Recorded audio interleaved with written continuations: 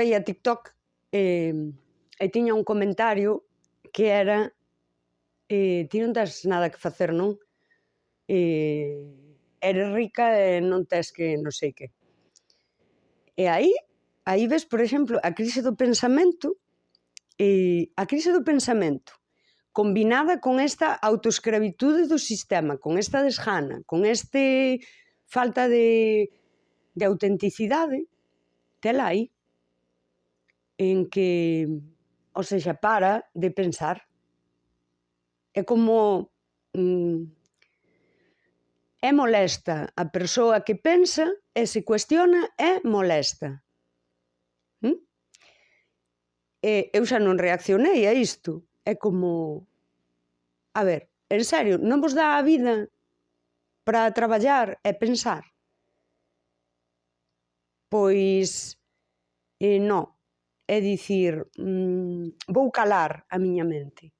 Aí entran todas as religións e todas as túas autoescravitudes. Por un lado, o traballo. O seja, isto dicir, non tes mellor que facer? Sabes, como... Home, a ver, eu traballo por necesidade, non porque sexa o mellor que teño que facer. E máis, eu decido cada día que non quero mellorar laboralmente. Enténdase mellorar por ter un traballo de máis categoría ou de máis así. Sobre todo, non quero un traballo que me quite recursos intelectuais. Isto foi unha decisión que eu tomei desde unha frase que foi: se me teño que vender o capitalismo, voulle vender o lombo, pero non a mente. Esta é a miña mini revolución. Non quero que me reste recursos intelectuais o feito de ter que sobrevivir, non? Nun sistema capitalista. O control este que exercemos unhas persoas sobre das outras, esta crueldade está aí, está en dicirche para de pensar. E a crise do pensamento é: eu non vou pensar, eu vou evadir todo o que fago. Eu actuei de mala fe porque eu non podía facer outra cousa, eu son así porque eu sempre fun así, todo o mundo fai así. A ver, todo o mundo vai á novena e todo o mundo escoita a misa o domingo. Eu tamén. E logo voute sinalar a ti, herexe do sistema, que estás aí pensando e cuestionando todo. Por que non estás poñendo toda esa capacidade intelectual ao servicio deste sistema que hai que soster? Por que estás poñendo todo isto? Por que vas contra Deus? Contra o Deus sistema?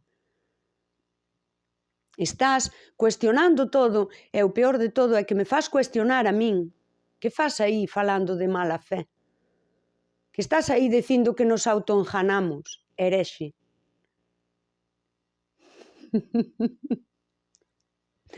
Non sei. Estou aquí no meu exilio emocional. No meu exilio emocional. Tiven que me exiliar. E ademais, mira, dende persoas moi próximas a min, onde eu sentín claramente que a persoa se avergonzaba de min ou algo, é dicir, o desprezo absoluto. Jo, tía, eres moi guai, pero eu non te vou incluir na miña vida, nin nas miñas cousas, porque ti és unha herexe, ti pecas, ti pensas demais. Onde vas ti con ese individualismo, con esa individualidade, podendo ser individualista? Sí? Ostra, sí, é potente, é potente. Estou exiliada, son pecadora, herexe, non me queiman na fogueira, porque están esperando que eu faga o que se fai hoxe. Porque se te autoescravizas, te autocensuras, te auto todo, están esperando que me eu autoprenda lume na fogueira, pero non o vou facer. Non o vou facer. Vou quedar aquí exiliada. Eu exiliei-me, é dicir, hostia, é que a min despreciouseme persoas moi próximas a min que eu valoraba, admiraba e lle quería ben, fixéronme desprecios moi potentes. Eu sei que foron por ser quen son. Foron por ser eu.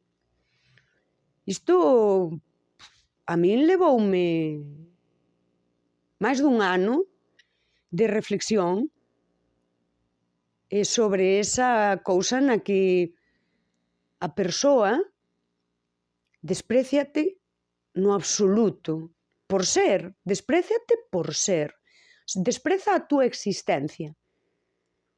Ou seja, despreza o teu pensamento, cona, que é o único que tes, que máis dá se son a señora da limpeza ou a grande executiva. Iso é totalmente superficial. Pero na sociedade do superficial, o superficial é o que valoramos porque tapa o pecado. O superficial tapa o pecado de ser pensantes, de ser un ser pensante e de ser un ser que sinte. No superficial non podes conectar co que sintes, xa está, evádelo, e non podes conectar co teu pensamento. Entrégaste a ese destino que, igual que se podía dicir que o marcou Deus, neste caso está marcado polo sistema, non podemos facer nada. Está todo así. Alguén mandou que era así. Sí, é sentirse, que eu teño por aí vídeos onde falo, sentirse rexeitada no todo o teu ser, enfróntate a esas feridas tan fondas. O rexeitamento é unha ferida fonda. E claro, se ti non queres evadir isto, queres mirar que pasa aí, non? Tes que cuestionar todo. Tes que cuestionarte ti, quen és, decidir se queres ser iso, aínda que te rexeiten, decidir se te pos ti por diante. E pos en valor o que ti és, aínda que o rexeiten. Desobedecer ao Deus sistema que ten incluso estes mandados de comportamento que non están escritos en ningún sitio, pero é que todo o mundo fai así, non pasa nada. Tía, fai así, que é como fai todo o mundo. Mira por ti. Xa, eu miro por min. Pero para mirar por min, primeiro teño que mirar en min. Saber quen son. Saber que cousas son importantes para min. Collelas e poñelas aí en valor. E isto é moi duro. Isto é o da sombra de Jung. Abrazar aquilo que ti és, non? Caia quen caia. Ou aínda que caias ti, xa te regerás. Que se non teño mellor que facer, me din que se son rica. Claro que son rica. De espírito, son rica de espírito, que dicirían as vellas, non?